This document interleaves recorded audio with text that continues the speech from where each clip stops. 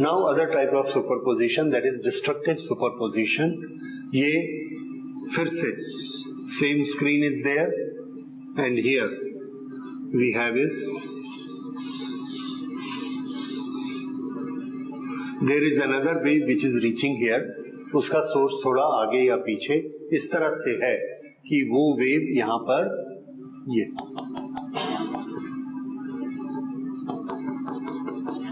वो हमने यहां पर सोर्स रखा, तो यहां से वेव स्टार्ट हुई and this goes like this. ऐसी वेव आ गई. ठीक है, ये सोर्स यहां पर है, ये वाला सोर्स यहां पर है. ठीक, अब ये दोनों वेव ऐसे मूव कर रही हैं. यहां पर अभी ये जीरो है तो हमको यहां रिजल्टेंट कितना मिलेगा? 0. उसके बाद ये लेकर आएगी -a, ये लेकर आएगी +a, तो डिस्प्लेसमेंट कितना होगा? -a + a is 0. उसके बाद ये पहुंचेगा 0 0 again 0 and this is now +a -a. ये दोनों की वेलोसिटी एक है, तो जब ये यहां स्ट्राइक करेगी वेव, उस समय ये वेव ये स्ट्राइक करेगी. ये वेव पार्टिकल को प्लस वेक्टर देगी और ये माइनस वेक्टर देगी. They will cancel each other.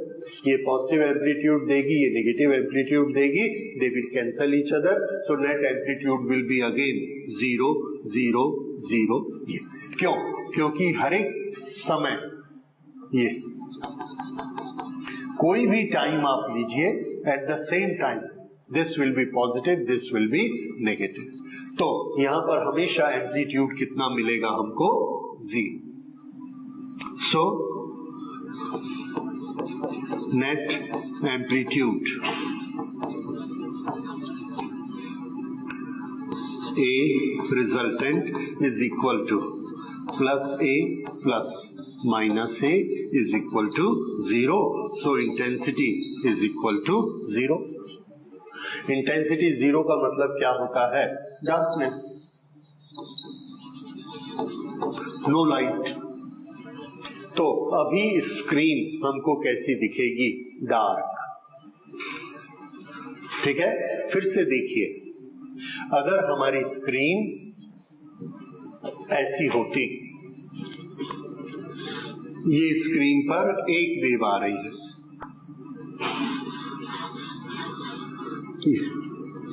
ये वेव अगर इस पर स्ट्राइक करती है जिसका एम्पलीट्यूड a है, तो यहां पर इंटेंसिटी हमको कितनी मिलने वाली है? a². ठीक, अगर इस स्क्रीन पर वेव नंबर 2 अकेले आती, ये तो यहां पर हमको इंटेंसिटी कितनी मिलती? a². ये है वेव 1 और ये है वेव 2. अब दोनों एक साथ आ गए. देखिए, ये अकेले ब्राइट कर रही थी इसको, कितना? a². ये अकेले आ रही थी तो ब्राइट कर रही थी, कितना? a². अब हमने ये दोनों को एक साथ भेज दिया. दोनों को एक साथ भेजा तो ब्राइटनेस कितनी हो गई? 0. This was a wonderful conclusion कि एक सोर्स लाइट देता है एक वॉल पे, दूसरा सोर्स अकेला जले तो वो भी लाइट देता है, पर दोनों बल्ब हम इकट्ठे जला दें तो वो वॉल कैसी हो जाती है? डार्क. कोई इस पे यकीन नहीं कर सकता कि ऐसा हो सकता है, पर वेव थ्योरी ये कहती है कि ऐसा हो सकता है. क्यों हो सकता है ऐसा? ये अगर हम ये सिचुएशन क्रिएट कर दें तो वहां पर हमको डार्कनेस मिलेगी. और ये क्यों हो सकता है? जब आने वाली लाइट का नेचर कैसा हो? वेव जैसा हो, और एक पर्टिकुलर कंडीशन आ जाए कि क्रेस्ट के नीचे, क्रेस्ट के साथ साथ दूसरी वेव का ट्रफ आना चाहिए, तब ये कंडीशन हमको मिलेगी. तो इसकी हम ये वाला जब रिजल्ट हमको मिलता है तो ये सुपरपोजिशन के कारण आ रहा है, और इस सुपरपोजिशन को हम कहेंगे डिस्ट्रक्टिव सुपरपोजिशन. ये ये डिस्ट्रक्टिव सुपरपोजिशन हो गया। अब अगर इसमें एक क्रेस्ट के नीचे ट्रफ आया है तो इसके 100 बार जो क्रेस्ट आएगा उसके नीचे भी क्या आना चाहिए, ट्रफ। अगर ऐसा नहीं होगा तो क्या होगा, जो यहाँ डार्कनेस बन रहा है बीच बीच में ब्राइट होने लगेगा। तो हमको कंटिन्यूअसली अगर पहली बार क्रेस्ट के नीचे ट्रफ आया तो अगली बार भी आना चाहिए, फिर उससे अगली बार भी आना चाहिए, फिर उससे अगली बार भी आना चाहिए। इसका मतलब ये दोनों वेव्स कैसी होनी चाहिए, कोहेरेंट। कैसी होनी चाहिए, कोहेरेंट। तो कंटिन्यूअस ब्राइट चाहिए, coherent.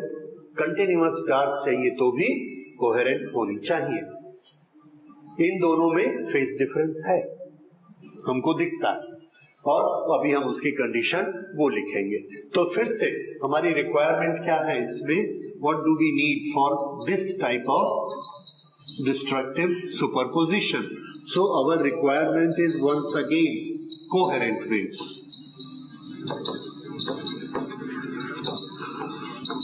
And what is the condition, condition is crest and trough. Crest of one wave and trough of another, trough of other wave.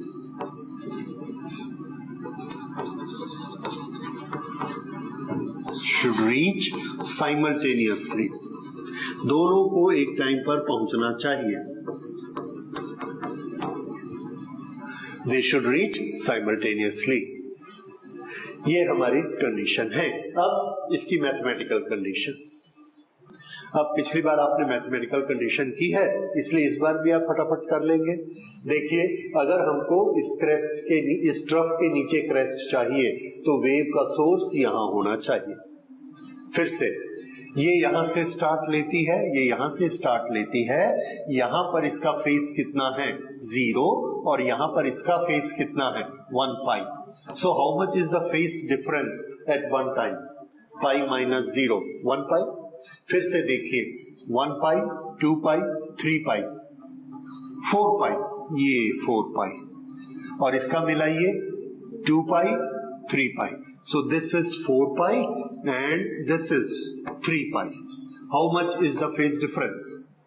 1 pi. तो आप देखिए, at any location the phase difference is 1 pi and this is consistent. This is constant. इसीलिए तो हम इन दोनों को coherent बोलते हैं। ठीक है, अब जब ये आएगा, we got a mathematical condition that what should be the phase difference. ये कंडीशन,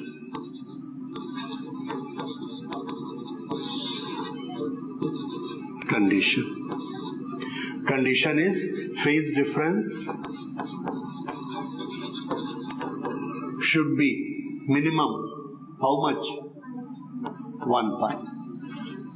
उस समय इनका पाथ डिफरेंस कितना है, ये वेव यहां से इतनी लंबी है, this is 1, 2, 3 lambda, and this is 1, 2, half, 2 and half lambda. कितना डिफरेंस है, हाफ लैम्डा। आप इधर से भी पहचान लेंगे कि कितना ये आगे है इससे, half lambda. So path difference is, path difference half lambda. और पहले हमने एक फॉर्मूला क्या बनाया है, 2 पाई फेज डिफरेंस में 1 लैम्डा होता है, तो पाई फेज डिफरेंस में पाथ डिफरेंस कितना होना चाहिए, half lambda. That is convertible to each other. Okay, उसके बाद ये सोर्स को हमने यहां से हटा दिया और यहां ले लिया, एक वेव के बाद ये यहां पर। जब हम यहां पर इस सोर्स को लेंगे तो ये फिर ऐसे वेव स्टार्ट करेगा। जब ये वेव स्टार्ट करेगा तो इसका क्रेस्ट फिर इस ट्रफ के नीचे आ गया। अब जब इसका क्रेस्ट इस ट्रफ के नीचे आ गया तो ये हमारी कंडीशन फुलफिल हो गई। अगर ये कंडीशन फुलफिल हो गई, क्रेस्ट के नीचे ट्रफ, तो फिर कौन सा सुपरपोजिशन हो गया, डिस्ट्रक्टिव, और यहां पर फिर क्या हो गया, डार्क। इसका ये मतलब है कि जरूरी नहीं है कि सोर्स यहां हो, सोर्स यहां होगा तो भी चलेगा, दैट इज अनदर कंडीशन। अगर यहां पर आ गया तो यहां से स्टार्ट करेगा और यहां से स्टार्ट करेगा तो ये इसका फेस यहां क्या माना जाएगा 0 और इसका फेस कितना है 2 पाई एंड 1 3 पाई ये और इसका 0। What is the phase difference 3 pi. So phase difference is 3 pi. Path difference देख के बताइए, यहां से यहां तक 1 lambda and this is half lambda, that is 3/2 lambda.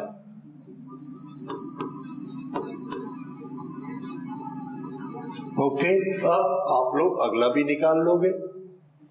इस सोर्स को और आगे ले जाके यहां रख देते। अगर हम इस सोर्स को यहां रखें तो फिर से इसने क्या बनाया क्रेस्ट, और ये क्रेस्ट किसके नीचे आ गया ट्रफ के नीचे, तो क्रेस्ट और ट्रफ डार्कनेस। फिर से ओके, लेकिन अब फेज डिफरेंस कितना, so this is 4 pi, this is 5 पाई, ये है 5 पाई, ये 0। So what is the phase difference 5 pi, this is 5 पाई। और मुझे थोड़ा पाथ लेंथ बताइए,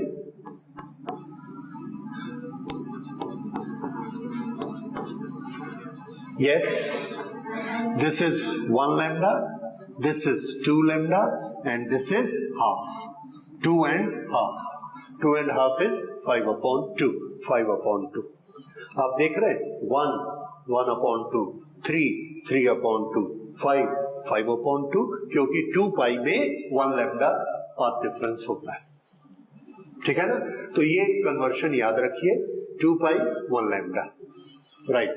तो ये पाथ डिफरेंस। अब फेज डिफरेंस पाथ डिफरेंस उसके साथ मिलाइए फिर से। When the phase difference is 0 then what type of superposition constructive. When the phase difference is 0 the superposition is constructive, वो हमने कंडीशन बनाई हुई है। When the phase difference is 1 pi destructive, when 2 pi constructive, when 3 pi 4 pi। हाँ, फिर से path difference 0 constructive, half lambda, 1 lambda, 2 lambda, 1 and half, ठीक। तो ये क्या है odd multiples of lambda by 2, odd multiple, और ये भी क्या है odd multiples of ये odd multiples of pi. Odd multiple के लिए हम कोई भी फॉर्मूला लगा सकते हैं, दैट इज 2n प्लस 1 या -1, -1, ओके, 2n - 1 पाई। n कहां से स्टार्ट करेंगे, n विल स्टार्ट फ्रॉम 1, क्योंकि पहला क्या है 1 pi, so n is equal to 1 2 3। हमको बताना पड़ेगा कि हमारा n 0 से स्टार्ट होता है, वहां आपने किससे किया था, हाँ, तो यहां भी 0 वाला बताइए, देन इट विल बी +1। अगर हम इसको +1 कर देंगे तो अब हमको n कहां से स्टार्ट करना पड़ेगा, n 0 से स्टार्ट करना पड़ेगा। n इज 0 1 2, क्योंकि वहां भी हमने लिया था। इसका फॉर्मूला बोलिए,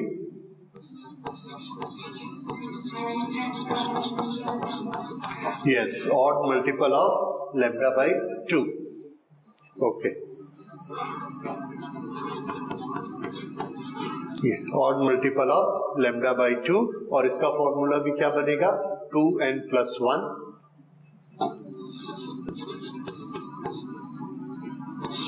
into lambda by 2, ये इसका फॉर्मूला आ गया। तो ये कंडीशन किसकी आ गई, डिस्ट्रक्टिव सुपरपोजिशन, और ये वाली कंस्ट्रक्टिव सुपरपोजिशन। ओके, तो अब हम लोगों को ये समझ में आ गया कि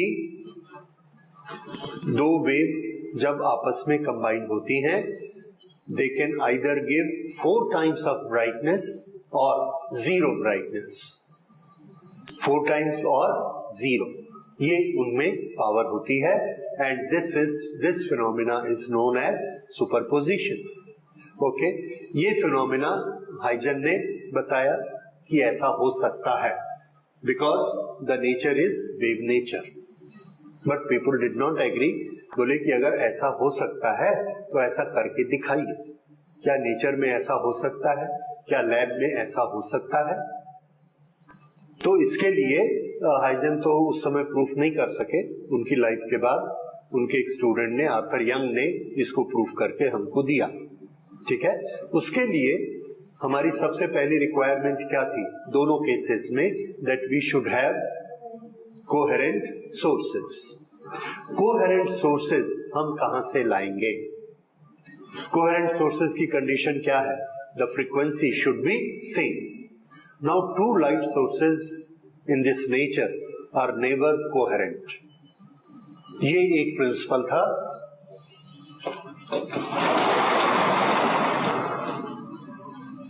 रिक्वायरमेंट कोहेरेंट सोर्सेस।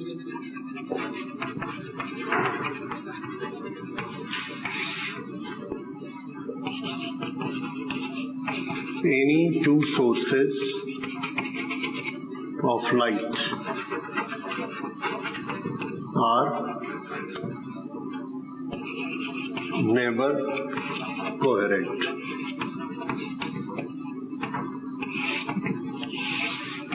क्यों? दो सोर्स कभी कोहेरेंट नहीं हो सकते। इसके लिए हमको ये समझना है कि लाइट की फ्रीक्वेंसी कैसे बनती है। तो लाइट की फ्रीक्वेंसी इलेक्ट्रॉन के ऑसिलेशन से बनती है, और इलेक्ट्रॉन्स में लाइट कैसे बनती है? When we send one electron through electricity in our bulb के फिलामेंट में, वो जाकर किसी दूसरे इलेक्ट्रॉन को फिलामेंट में, एटम में जाकर हिट करता है। ये न्यूक्लियस और इसके आसपास ये इलेक्ट्रॉन, हमने एक इलेक्ट्रॉन को भेजा और उस इलेक्ट्रॉन ने जाकर इसको हिट किया, इसको एनर्जी दी, ये अपना लेवल छोड़ के बाहर जाता है हाई एनर्जी लेवल में, यहां पर इसकी एकोमोडेशन नहीं होती, फिर वापस आ जाता है। इस प्रोसेस को देखिए, वी गिव इट एनर्जी। इसने जाकर इसको हिट किया तो इसको एनर्जी मिली। ओके, वो एनर्जी इसने एब्जॉर्ब की, because of that high energy it goes to higher orbit. लेकिन हायर ऑर्बिट में ये एग्जिस्ट नहीं कर सकता, बोर के नियम से एक्स्ट्रा इलेक्ट्रॉन नहीं आ सकते, तो ये इलेक्ट्रॉन वापस अपने ऑर्बिट में इसको आना पड़ता है। लेकिन इस ऑर्बिट में रहने के लिए तो एनर्जी लेवल कम होता है, इसका एनर्जी लेवल ऑलरेडी हाई हो चुका है, तो यहां आने के लिए वो कुछ एनर्जी निकाल देता है। वो जो एनर्जी रेडिएट कर देता है, बाहर निकाल देता है, that energy is in the form of light, जिसको हम कहते हैं लाइट फोटोन। तो वो एनर्जी जो बाहर निकलती है वो किस फॉर्मेट में होती है? फोटोन के फॉर्मेट में। ये लाइट इस तरह से बाहर निकलती है। ओके, यहां पर इस इलेक्ट्रॉन ने ऐसे ऑसिलेट किया, इधर और इधर। ये जब ये ऐसे ऑसिलेट करता है, इसकी एक पर्टिकुलर फ्रीक्वेंसी होती है। ऐसे ही एक दूसरे इलेक्ट्रॉन की फ्रीक्वेंसी, ऐसे ही तीसरे इलेक्ट्रॉन की फ्रीक्वेंसी, ऐसे ही 1 करोड़ इलेक्ट्रॉन की फ्रीक्वेंसी, और सब की फ्रीक्वेंसी मिलाकर उसका हमने एवरेज बनाया। That average is frequency of the light which is coming out.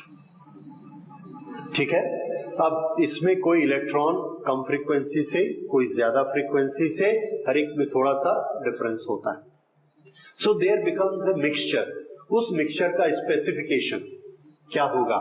1 lakh electron की फ्रीक्वेंसी इतनी है, तो 2 लाख की इतनी है, 5 लाख की इतनी है, 10 लाख की इतनी है, कुल 50 लाख की मिला के ये एवरेज फ्रीक्वेंसी बनी। अब हम एक दूसरा बल्ब लेके आए, दूसरे बल्ब में भी हमने लाइट करंट फ्लो कराई।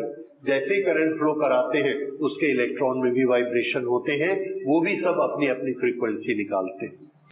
यहां के 50 लाख इलेक्ट्रॉन की फ्रीक्वेंसी इसके 50 लाख इलेक्ट्रॉन की फ्रीक्वेंसी से एग्जैक्टली मैच हो जाए, इसकी प्रोबेबिलिटी कितनी? तो आंसर है इसकी प्रोबेबिलिटी है 0, हो ही नहीं सकता। समझ में आ रहा है? अगर हम आपको ये कहें कि एक ग्रुप है 1000 लोगों का और वो सब अपनी आवाज निकालते हैं, और इधर एक दूसरा ग्रुप है 1000 लोगों का, वो भी अपनी आवाज निकालते हैं, क्या दोनों आवाज एक जैसी हो सकती है? कभी भी नहीं हो सकती, क्योंकि ये 1000 लोगों का कॉम्बिनेशन, सबके गले की अपनी अपनी फ्रीक्वेंसी है, ये 1000 की अपनी अपनी फ्रीक्वेंसी, तो ये कॉम्बिनेशन उस कॉम्बिनेशन से एग्जैक्ट मैच नहीं कर सकता। इसलिए एक बल्ब की लाइट कभी भी दूसरे बल्ब की लाइट से, दैट इज एक सोर्स की लाइट दूसरे सोर्स की लाइट की और फ्रीक्वेंसी से मैच नहीं कर सकती, और अगर मैच नहीं करेगी तो हमारी डेफिनेशन से वो दोनों कोहेरेंट नहीं है। तो ऐसे में तो हमको कभी भी कोहेरेंट सोर्सेस नहीं मिलेंगे। ठीक है, तो ये आपका एक छोटे से क्वेश्चन का आंसर हुआ, why no independent sources are coherent. ठीक है, तो इसको थोड़ा सा लिख लेते हैं, why two sources can not be coherent. So in each source frequency of light is mean frequency of vibration of millions of electrons having individual frequency. Therefore, probability that it will exactly match frequency of other source with millions of other electrons, that probability is 0. Hence, two sources can never be coherent. Okay? लेकिन हमको अपने experiment के लिए coherent sources चाहिए, तो हम दो coherent sources कैसे क्रिएट कर सकते हैं? We can do it.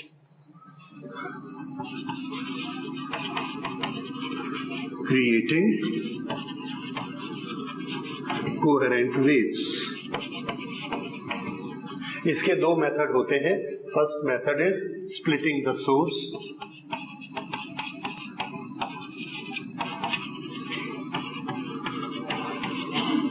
ये हमारा एक सोर्स ऑफ लाइट है, यहां से ये वेव्स निकलती, और according to Huygens principle each point of this wave front is capable of generating another wave, that wave will also have the same frequency and same wavelength. Okay, now here we have an obstruction. In this obstruction we make two openings. These are the two openings. Now when this wave strike it, so the complete wave is absorbed, लेकिन उसका ये वाला जो particle है, ये जो portion है, this point of the wave, जो कि ओपनिंग में आ जाएंगे, जितने पॉइंट ओपनिंग में आ जाएंगे वो एब्जॉर्ब नहीं होंगे। तो ये जो पॉइंट है, according to Huygens principle, they become secondary sources of light and they start giving out their own light, their own waves, और इसने अपनी वेव बनानी शुरू कर दी। This is S1, this is S2, इसने अपनी वेव्स बनानी शुरू कर दी। अब इस तरह से ये जो दो वेव्स आगे बढ़ रही हैं, ये वेव का सोर्स S1 है, इस वेव का सोर्स S2 है। Now we can consider that there are two sources of light. इस सोर्स से जो लाइट आ रही है उसकी फ्रीक्वेंसी और वेवलेंथ किसके एग्जैक्टली इक्वल है? S के। S2 से जो लाइट आ रही है उसकी फ्रीक्वेंसी और वेवलेंथ किसके एग्जैक्टली इक्वल है? S के। इसलिए इन दोनों की फ्रीक्वेंसी कैसी है? Same, wavelength same, so these two are coherent sources. तो हम एक कमरे में हैं और दो खिड़की ऐसे खुली है, हम इस रूम में हैं, ये दो विंडो खुली है, बाहर एक ही सोर्स है, इसलिए ये लाइट कैसी कहलाएगी? Coherent light, because the main source is one and we have done splitting of the source. एक ये मेथड होता है. Okay. Other method is reflection method. Reflection. Reflection method में ये हमारे पास एक सोर्स ऑफ लाइट है एस, यहां पर हमने एक मिरर लगाया, यहां पर एक मिरर लगाया, यहां से ये लाइट ऐसे गई और यहां पर सोर्स है, यहां से एक लाइट ऐसे जाती है और रिफ्लेक्ट होकर ये ऐसे आती है, यहां से दूसरी लाइट इस पर जाती है और ये रिफ्लेक्ट होकर ये ऐसे आती है। अब यहां पर अगर हम इसको ऑब्जर्व करते हैं तो हमको क्या दिखेगा, इसका रिफ्लेक्शन यहां पर दिखेगा और इसका इस मिरर में,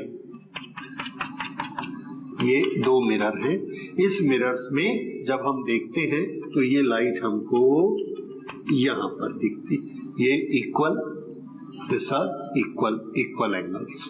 तो यहां से जब हम देखते हैं तो इस मिरर में हमको एक सोर्स दिखता है लाइट का और एक बल्ब हमको यहां दिखता है, लेकिन बेसिकली ये जो दोनों लाइट हमारी आंख में आ रही है एक ही सोर्स से आ रही है, इसलिए इन दोनों की फ्रीक्वेंसी कैसी है, सेम, वेवलेंथ इज सेम, पर हमारे लिए कितने सोर्स हैं, दो, S1 एंड S2, दो बल्ब हमको दिख रहे हैं। तो इन दो बल्ब से जो लाइट आ रही है ये वाली लाइट कैसी कहलाएगी, कोहेरेंट।